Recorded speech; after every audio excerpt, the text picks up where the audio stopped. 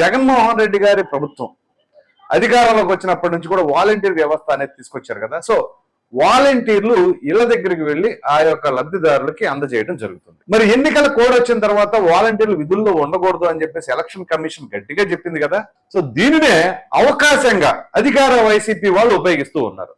అది ఏ రకంగా ఇప్పుడు మీకు వివరించే ప్రయత్నం చేస్తాను. ఇప్పుడు వాలంటీర్ వ్యవస్థ ప్రతి నెల మొదటి తేదీన ఇళ్లకు వెళ్ళి పెన్షన్లు పంపిణీ చేస్తున్నారు కదా. గత ఒక 6 నెలల నుంచి సంవత్సర కాలంగా మీరు కనుక తీసుకున్నట్లయితే 2వ తారీఖు, 3వ తారీఖు, 5వ తారీఖు, 7వ తారీఖు వరకు కూడా కొన్ని ప్రాంతాల్లో పెన్షన్ల పంపిణీ కార్యక్రమం జరుగుతూ ఉంది.